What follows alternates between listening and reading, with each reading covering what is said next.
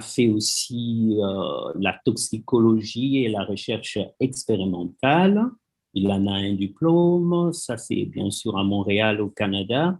Il est docteur en santé publique, option santé mondiale, école de santé publique de l'Université de Montréal. Il a fait un master en infodémiologie et infodemic management.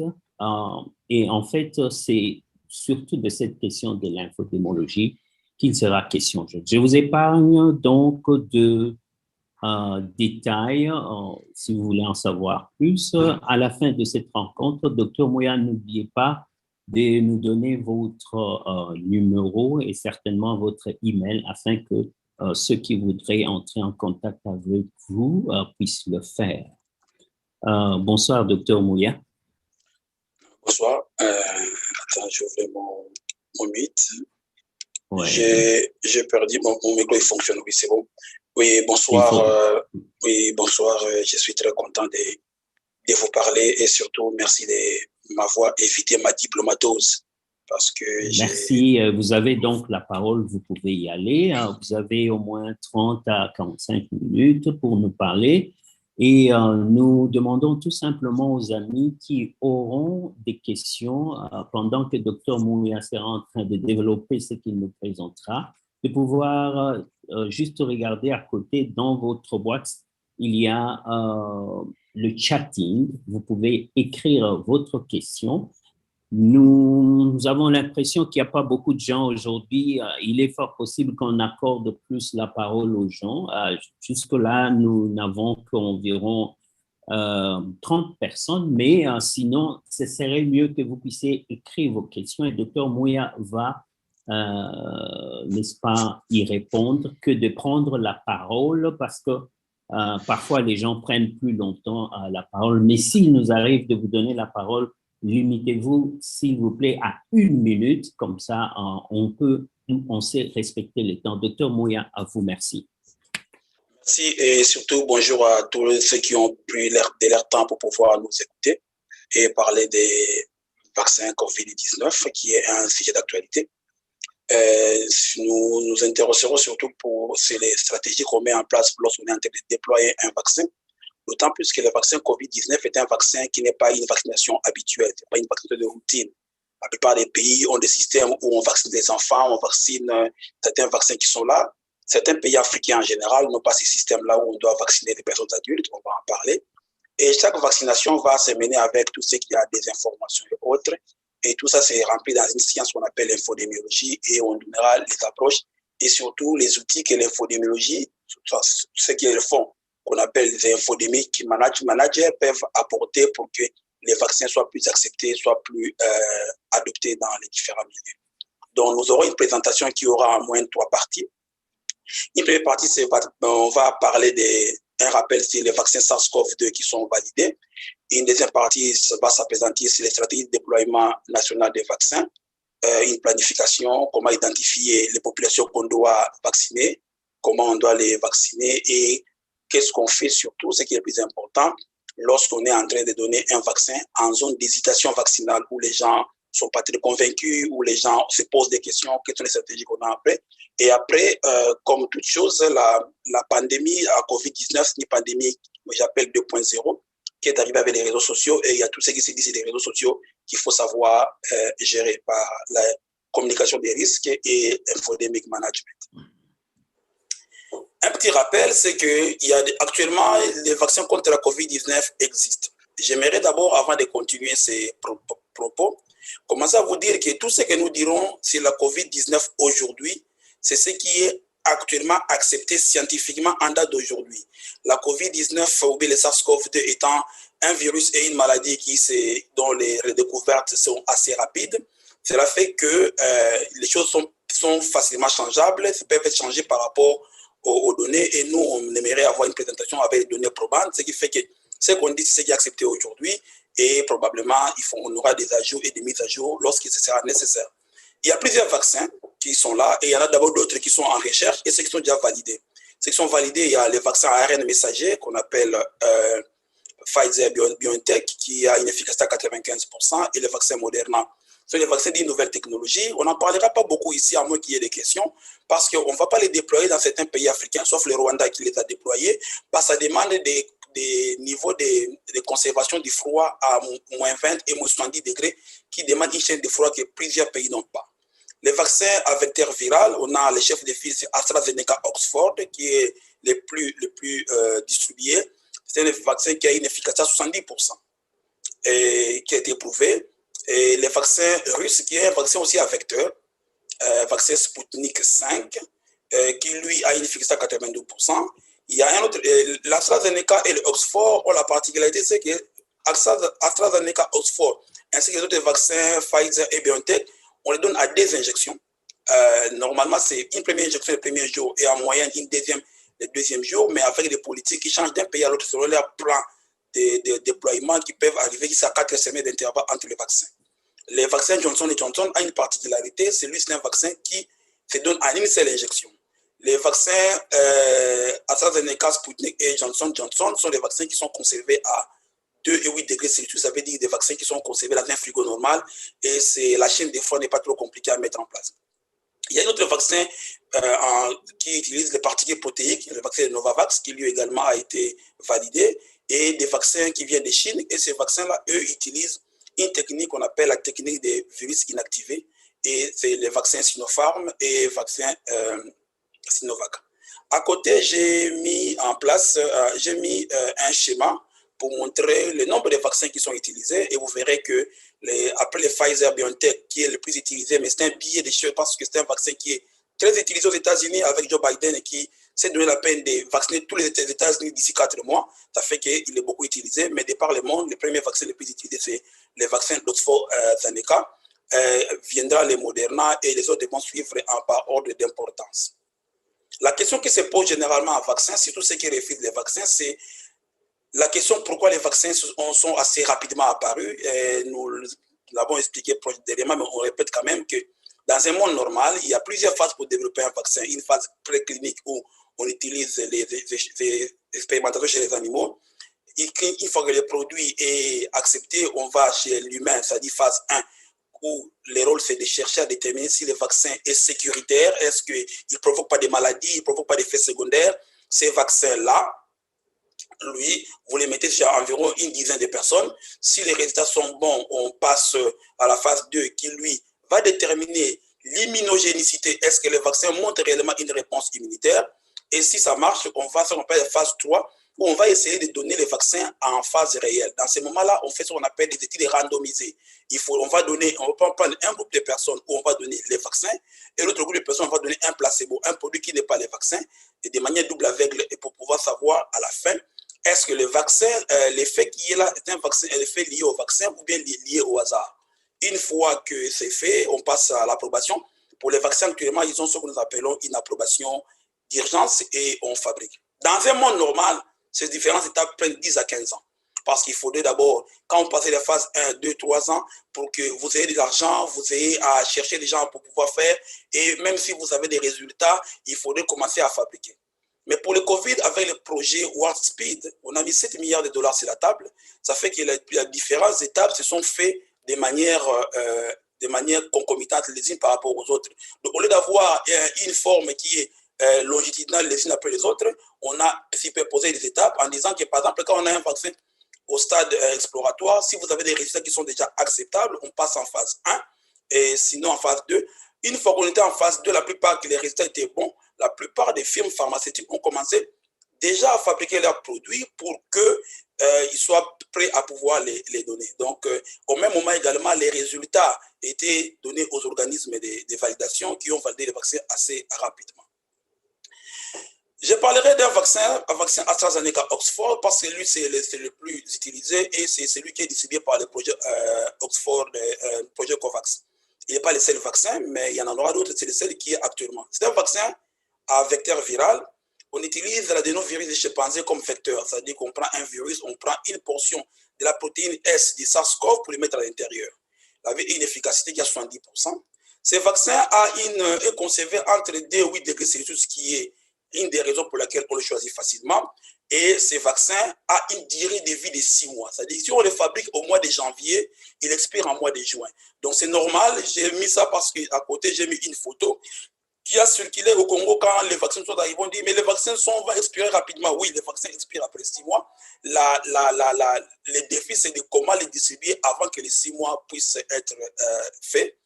Et ces vaccins sont fabriqués en Angleterre et par transfert de technologie. La plupart de ces vaccins sont fabriqués en Inde par une institut qui s'appelle Serum Institute of India. Et lorsque le vaccin AstraZeneca est fabriqué en Inde, il s'appelle Covishield. Même les échantillons qu'on a reçus au Canada sont fabriqués en Inde. Et j'ai mis en bas un tableau pour vous montrer quels sont les pays qui fabriquent les vaccins. En premier lieu, les États-Unis ont 4,6 milliards de doses à fabriquer. L'Inde vient en deuxième catégorie parce que l'Inde a une grande usine pharmaceutique pour pouvoir produire les médicaments, les vaccins à 3,1 et devant même la Chine et devant tous les pays de l'Union européenne. Juste un rappel pour finir pour les vaccins. Plusieurs vaccins sont autorisés, généralement les Moderna et les Pfizer. On n'en parle pas à cause de leurs restrictions des températures. AstraZeneca, c'est celui qui est distribué. Les Novavax, lui, il arrive sur les terrains. Nous avons les vaccins chinois et surtout les vaccins de Janssen et Janssen.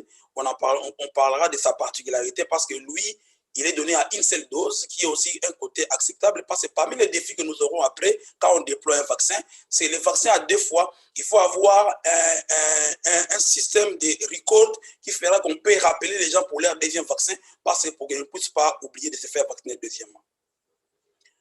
Lorsque le vaccin avait été conçu au vent, il n'y avait pas de variant. Un variant étant une modification génétique du virus. Il faut commencer par vous dire que de manière globale, pour les virus à ARN, tout le monde qui a fait un peu de biologie cellulaire savent que les virus, en se répliquant, ils vont chercher à faire des mutations et des modifications. Des mutations des virus, il y en a des centaines. Ce n'est pas ce qui nous intéresse. Ce qui nous intéresse, nous, ce sont les mutations qui ont une importance épidémiologique qu'on appelle les VOC, Variant of Interest. Et ces variants d'intérêt, généralement, sont des mutations de souches qu'on appelle communément, je ne vais pas entrer dans les détails, mais par exemple, la souche B117 qui est le variant britannique, la souche 1351 qui est la variant sud-africaine, et on a le linéage P1 qui est la souche brésilienne. Les souches anglaises, on appelle les variants anglais, a une effectivité augmentée, mais pour ces souches-là, l'efficacité du vaccin AstraZeneca, Moderna et autres sont maintenues. La souche sud-africaine a une particularité, c'est qu'elle est plus infectieuse, mais que c'est une souche qui a amené à ce qu'il y ait une diminution de l'efficacité de certains vaccins. Cette efficacité de certains vaccins a amené le principe que le Novavax, par exemple, dont l'efficacité normale est à 89%, devant la souche sud-africaine, l'efficacité de 160%, on pourrait vous expliquer comment on vérifie les efficacités. Les Johnson & Johnson a une efficacité qui est diminuée de 66 à 57%, qui est encore acceptable. Mais on a un problème avec AstraZeneca, qui en Afrique du Sud, son efficacité normale est à 70%. Devant les variants sud-africains, l'efficacité est très faible et diminue à 22%. Ce qui a poussé le gouvernement sud-africain à remplacer les vaccins AstraZeneca par les vaccins Johnson & Johnson par rapport à son épidémiologie, par rapport aux réalités qui étaient les siennes. Mais du point de vue de l'épidémiologie, nous avons regretté cette décision qui était un peu hâtive, qui était vraie, justifiée, parce que ça a mené une panique où les gens ont commencé à considérer que si AstraZeneca avait été refusé en Afrique du Sud, c'est que c'est un vaccin qui ne fonctionne pas. Ce qui n'est pas vrai, parce que les variants sud-africains n'est pas aussi populaire ou bien partagé dans différents pays du monde. Les variants brésiliens, lui, il est là. Il n'y a pas de données à date qui confirment son efficacité sur les vaccins et on entendra quand les données seront là. Je ne comprends pas. Oui. D'accord. En date d'aujourd'hui, le monde est en train de se vacciner. On va maintenant parler des déploiements. Mais je vais quand même vous montrer qu'avec ceci, c'est le dernier tracking number des vaccins qui sont faits chaque jour. C'est-à-dire que même si au Congo, même si on est en Afrique du Sud, même si on est au Malawi, même si on est à Katakokombe, quand on donne un vaccin, il est déclaré, finalement, au moment que ça va finir, soit dans One World Data, ce sont les données mondiales qu'on compile, soit dans Bloomberg. Et Bloomberg, en date d'hier, parce que j'ai cherché ça midi, aujourd'hui, je n'avais pas, en date d'hier, Bloomberg montre qu'il y a eu 326 millions de vaccins qui ont été donnés de par le monde, toutes marques confondues, et que dans la plupart des temps, les effets secondaires étaient des effets secondaires attendus, ceux qui sont habituels, fièvre, douleur, tout et tout, et on n'avait pas d'effets secondaires très graves à spécifier. Et les pays qui ont déjà commencé à donner le vaccin, vous verrez que avec ces pays, les pays riches, les pays de l'hémisphère nord sont les pays qui ont vacciné le plus, États-Unis, Israël et autres, suivis avec les pays de l'Union européenne. Et vous avez remarqué, en Afrique, généralement, on n'a pas encore presque pas commencé. C'est ce qui montre que la dernière image que j'ai mis en bas ici, qui montre que les vaccins dans les pays africains ou certains pays, toute la zone en rouge, la vaccination n'a pas encore commencé. Or, pour vous dire déjà, en passant les étapes, c'est que pour arrêter la transmission de la Covid-19, il faut atteindre ce qu'on appelle une immunité de groupe à environ 65%. Et cette immunité ne peut pas être atteinte seulement par les personnes atteintes par elles-mêmes parce qu'elle est très faible. Il faut vacciner de manière générale. Et que globalement, cette immunité en plus de 65% était calculée avant l'arrivée des variants. Ça veut dire que si on tient compte des paramètres des variants, on pourrait toujours donner les résultats. Le Congo, comme les pays africains, ont reçu le vaccin par le mécanisme COVAX. Le mécanisme COVAX, c'est un mécanisme qui permet à ce qu'il y ait une équité dans l'accessibilité des vaccins. Ce qu'on ne sait pas, c'est que quand vous allez acheter les vaccins, il n'y en a pas au marché. Les vaccins, même si vous en voulez demain, il n'y en a pas. La plupart des pays riches ont tout acheté. Je vous donne l'exemple du Canada, qui compte 40 millions d'habitants. Ici, au Canada, on est 40 millions d'habitants, mais on a acheté 200 millions de vaccins. Donc, le Canada, à lui tout seul, il a l'argent. C'est permis d'acheter 5 fois la capacité de sa population. Donc, ça fait que si on joue à ces jeux-là, certains pays ne pourront pas se faire vacciner. Et en partant du principe que si tout le monde n'est pas protégé, personne n'est protégé. Alors, le mécanisme COVAX s'est donné comme objectif de pouvoir donner des vaccins au pays. Dans l'idéal, c'est qu'avant la fin de 2021, qu'il y ait 20% de la population qui soit couverte par les besoins. Mais cette vaccination sera donnée en 2 lots. Il y aura un premier lot qui va couvrir 3,7 millions, 3% de la population. Et généralement, par exemple, pour le cas du Congo, comme je connais les chiffres, c'est environ 1,7 million de vaccins, 1 700 000 vaccins qui sont arrivés pour couvrir au moins 3% de la population, espérant qu'il y aura une deuxième phase où on va arriver à 17%. Dès que les vaccins seront disponibles, on pourrait alors faire une vaccination de masse pour tout le monde. Donc, la plupart des personnes qui crient qu'ils sont contre les vaccins, ils ne sont même pas sur la liste de vaccination et ils sont en train de faire des bruits qu'ils sont anti-vaccins. Donc, la vaccination, c'est un produit qui est financé. Les vaccins n'est pas un don. Les vaccins, ce n'est pas donné en pitié. Ce sont des choses qu'on a achetées. Le gouvernement congolais a acheté sa part avec les partenaires, Gavi, Fondation Bill Gates et les autres de l'OMS pour pouvoir donner la vaccination à la population. Une fois que les vaccins sont là, il faudrait permettre à ce qu'il y ait un déploiement et un plan national de vaccination. La plupart des ministères dans les pays africains ou dans n'importe quel mode de pays demandent aux organismes spécifiques de pouvoir préparer la vaccination. Chez nous, au Québec, c'est les PIC qui s'en occupent. Programme Immunisation Québec. Et dans certains pays, on a des programmes nationaux de vaccination. Au Congo, les nôtres, on l'appelle programme élargi de vaccination. Ce sont les organismes techniques qui ont le rôle de préparer la vaccination. Leur premier rôle, et ces rôles-là, ils devaient la préparer avant l'arrivée des vaccins. Donc, les pays à qui le COVAX a donné les vaccins, a alloué des vaccins, ce sont les pays qui ont rempli les critères de préparation initiale des vaccins. Il fallait mettre en place une coordination secteur de programme. Il fallait faire la préparation, établir les protocoles. Les vaccins ont déjà été testés ailleurs quand c'est arrivé. Il fallait avoir les autorisations pour les importations, l'utilisation des vaccins. Il fallait faire une planification et une coordination, surtout en coordinant avec les structures sanitaires qui existent déjà. Estimer le coût, les vaccinations, ça demande des supervisions, ça demande des coûts, ça demande les chaînes de froid, les frigos et autres. Il faut prévoir tout ça, prévoir par exemple dans les endroits où il risque de ne pas avoir le courant, prévoir par exemple les chambres froides, prévoir les panneaux solaires. La RDC, pour votre information, a rempli toutes ces conditions et ont été trouvées satisfaisantes. C'est de la responsabilité de l'organisme technique de tout pays de pouvoir identifier les populations cibles à vacciner, étant donné qu'on n'aura pas les vaccins pour toute la population. Donc, il n'y a que 3% de la population qui sera couverte. Alors, c'est aux organismes techniques de pouvoir déterminer le nombre de vaccins à donner, la stratégie de vaccination, qui on vaccine, former les personnels pour la vaccination, mettre en place les mécanismes pour utilisation et acceptation des vaccins, et surtout, et le plus important, c'est là, faire la surveillance et la sécurité des vaccins, des effets secondaires, et s'il y a des effets secondaires, faire des enquêtes nécessaires pour établir la corrélation. Est-ce que les effets secondaires que nous avons notés viennent du vaccin? Pour pouvoir faire un déploiement vaccinal, un plan de vaccination, ça prend au moins 13 points importants. Et que dans ces 13 points importants, il y a seulement 4 qui nous intéressent, nous, des gens de l'infodémiologie, qui seraient identifier les populations cibles, les stratégies d'administration des vaccins, formation du personnel et les techniques d'acceptabilité des vaccins. Donc, notre propos se basera sur les aspects du déploiement qui peuvent être impactés positivement par l'effet de l'infodémie.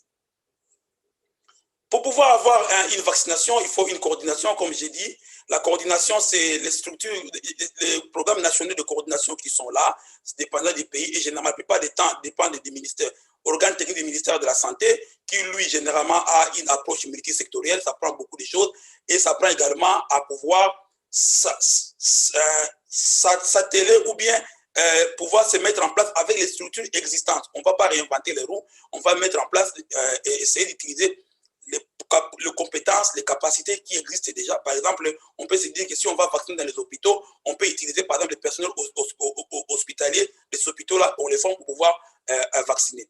À ce moment-là, il va y avoir un plan pour la budgétisation, il faut budgétiser, il faut savoir comment on gère les vaccins pour la chaîne du froid et la logistique, comment on va amener qu'un vaccin arrive à Katakokombe ou ailleurs, entraîner les personnes, comment on suit les vaccins et faire la supervision, jouer sur l'acceptabilité des vaccins et leur adoption, gérer les effets secondaires et évaluation. Il y aura alors des niveaux au niveau régional de coordination, au niveau des districts et au niveau local. Les populations à vacciner, comme j'ai dit, les populations à vacciner dépendent de la quantité de vaccins disponibles. Le COVAX n'a donné que 3% au pays, donc généralement 1,7 million de vaccins. Et à ce moment-là, il faudrait choisir les personnes. Donc, ce choix est basé sur des données probantes et épidémiologiques. Et les cibles qui sont les plus choisies par les pays, c'est d'abord les personnels de santé, médecins, infirmiers, personnels de laboratoire, parce qu'eux, ils ont un risque basé sur les contacts possibles avec les malades. Histoire des personnes qui peuvent être Covid, on doit les protéger. Les personnes âgées, parce qu'on s'est rendu compte que la mortalité de Covid est liée soit aux personnes âgées de 65 ans et plus et aux comorbidités. Donc, ces personnes-là doivent être vaccinées. Mais l'âge final, pour savoir à quel âge on met comme limite barrière, est déterminé par les spécialistes et les experts des programmes de santé. Et vous avez les personnes avec des maladies associées, donc hypertension ou obésité. Vous avez d'autres groupes de personnes qui peuvent être compris, bien qu'ils ne sont pas prioritaires, mais on peut les mettre sur la liste de vaccination. Les travailleurs essentiels, les travailleurs sociaux qui interagissent avec les gens qui peuvent être malades, même les agents frontaliers qui peuvent voir les voyageurs qui viennent. Lorsqu'on met en place un vaccin, décider que le vaccin va arriver, le vaccin va être utilisé, ne suffit pas. La plupart des personnes, il faut commencer à gérer l'hésitation vaccinale. L'hésitation vaccinale, c'est les mécanismes qui font que certaines personnes repoussent de prendre le vaccin ou refusent de prendre le vaccin pendant que le vaccin est acceptable. Donc, c'est un continuum entre les gens comme moi, Albert Mouya, qui suis vaccin convaincu, et d'autres personnes qui vont refuser le vaccin. Généralement, à ce moment-là, on sait de voir qu'il y a des personnes qui acceptent les vaccins, normalement, sans problème. D'autres personnes qui acceptent les vaccins parce que c'est le programme qui les dit. Et des gens qui vont refuser les vaccins parce que soit ils peuvent accepter certains vaccins et en refuser d'autres, c'est pas. Des gens qui trouvent que non, il faut d'abord vacciner quelqu'un d'autre avant que moi j'arrive pour voir ça, c'est un problème. Et des gens qui refusent. Donc, il faudrait être capable de déterminer toutes ces capacités parce que si on veut trouver une réponse, la réponse ne sera pas la même entre plusieurs personnes. Les choses qui augmentent donc parmi les conditions qui augmentent les refus vaccinales, c'est généralement ces critères-là. Mais les études ont prouvé que la plupart des 10 personnes qui disent qu'ils sont contre le vaccin, en réalité, ils ne sont pas contre le vaccin. Ils ont des interrogatoires, des interrogations, ils ont de l'anxiété, ils ont ce qu'on dit en anglais des concerns qu'il faudrait que le programme de vaccination réponde pour qu'on puisse répondre à leurs desiderata. Donc, parmi les conditions qui font que les gens refusent les vaccins, généralement, c'est le niveau d'éducation, élevé ou pas, les personnels soignants, et surtout lorsque vous avez les gens qui sont, par exemple, dans les pays développés, qui, eux, ils ont d'autres alternatives de traitement qui existeraient, mais feront les vidéos pour que les gens qui sont au pays d'ici puissent refuser les vaccins. Et c'est surtout la désinformation qui va jouer également contre la vaccination. Mais en général, lorsqu'on fait une étude réelle, on va se rendre compte que de manière générale, les données de l'UNICEF montrent que 70% des personnes acceptent les vaccins, 2 seulement sont convaincus des refus du vaccin et 28 sont indécis. Mais le problème, c'est que ce sont les gens qui sont anti-vaccins, qui sont généralement minoritaires, qui font le plus de bruit, comme les pentecôtistes. Ils vont essayer de vouloir convertir les autres au refus du vaccin. Tout ce qu'on fait ne vient pas seulement que de l'étranger. Il y a une étude que j'ai eu beaucoup de plaisir à lire, qui est publiée par un collègue congolais, un chercheur congolais, John Ditekemena, de l'école de santé publique du Congo, qui fait office actuellement de base quand on veut commencer à comparer les études les refus de vaccination en Afrique. C'est une étude qui a posé des questions simples. Est-ce que vous, dans l'hypothèse où il y aura un vaccin, accepteriez-vous d'être vacciné? Si oui, et si c'est non, vous n'êtes pas vacciné, vous n'acceptez pas d'être vacciné, pour quelles raisons vous refusez? Cette étude qui a été faite par une technique qu'on appelle les sondages online, qui est très avancée, a montré qu'il y avait certaines provinces où il y avait des gens qui refusaient les vaccins. Mais ce qui est plus intéressant, c'est que l'endroit où les vaccins étaient les plus refusés, c'était l'endroit qui corrélait avec les personnes qui pensaient que le Covid-19 n'existait pas. Donc, vous voyez, quand on parle des publications ou bien quand on parle des données scientifiques, on n'est pas obligé toujours de prendre des données français, belges ou américains. Il y a des collègues au Congo, vraiment coup de chapeau à M. Ditekemene, et que les jours où j'aurai l'occasion de le voir, je lui dirai sincèrement mon respect et mon admiration. Donc, après, cette étude montre également qu'au Congo, les gens qui refusent les vaccins, l'acceptabilité du vaccin est très faible chez les personnels soignants. Or, on va se rendre compte que les personnels soignants, c'est un personnel qui est très clé parce que c'est le personnel pour qui la population a confiance, qui peut amener une information à diminuer les refus vaccinaux.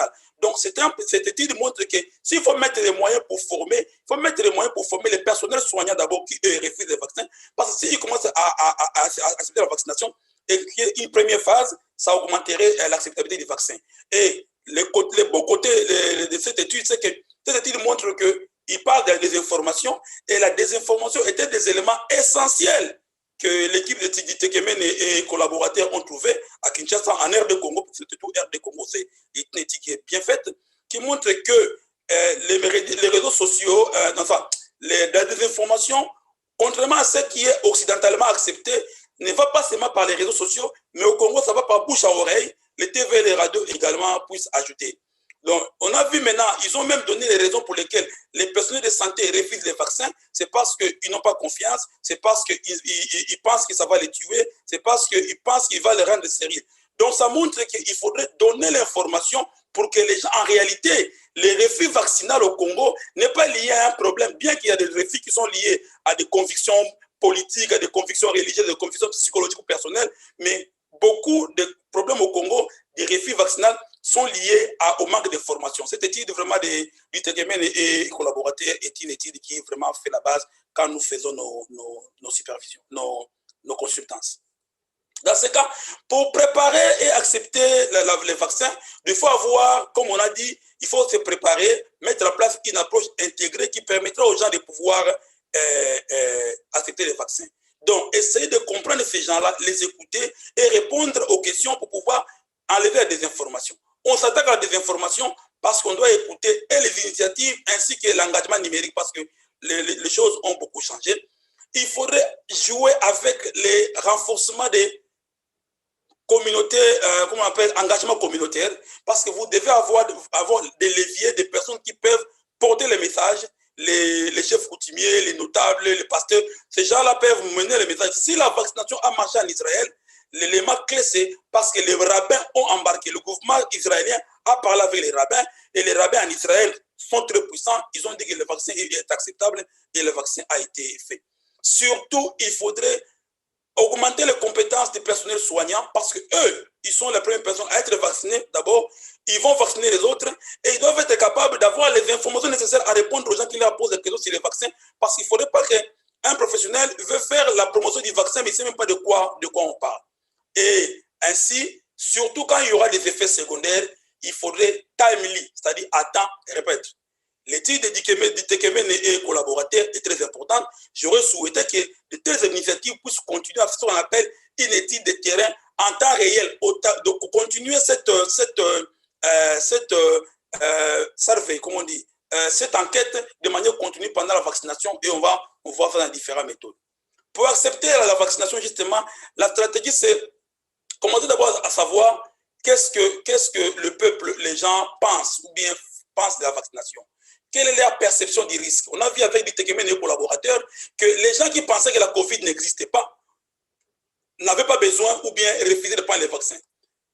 La mortalité est très faible au Congo. On a environ 18 000 cas de Covid déclarés au Congo. Environ, mes chiffres ne sont pas exacts, mais aux alentours de 580 à 600 décès.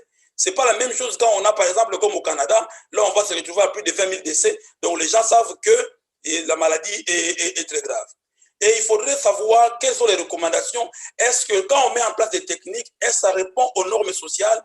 Est-ce qu'à l'équité, aux problèmes des normes? Et comment on fait pour gérer les rumeurs? Une fois que vous avez ça, vous vérifiez quelle est la motivation des personnes comme l'équipe d'affaires, leur volonté ainsi que l'hésitation. On met en place des mécanismes. Est-ce que le vaccin est disponible? On prépare les gens pour pouvoir être vaccinés. L'approche intégrée, comme je disais, donc, c'est faire les... Je n'ai pas les mots en français. En anglais, on dit social listening. Il faut écouter socialement les gens, en ligne et hors ligne. C'est-à-dire que vous les écoutez. Il ne faut pas s'arrêter seulement aux enquêtes. Il faut même aller écouter les réseaux sociaux. Je vais te montrer tantôt comment on les fait. Et parce que s'il y a une désinformation, la désinformation érode la confiance, les gens n'auront pas confiance au vaccin, ça va perturber la vaccination. Et n'oubliez pas, ce qui est le plus important, c'est que les vaccins contre le Covid, c'est un vaccin pour adultes qui n'est pas, bon, on peut dire une vaccination de masse. Il faudrait surtout que la vaccination contre le Covid-19 ne vienne pas déranger la confiance que les programmes, les PEV avaient déjà mis beaucoup de temps à mettre en place pour vacciner les enfants. On doit communiquer les risques et les engagements.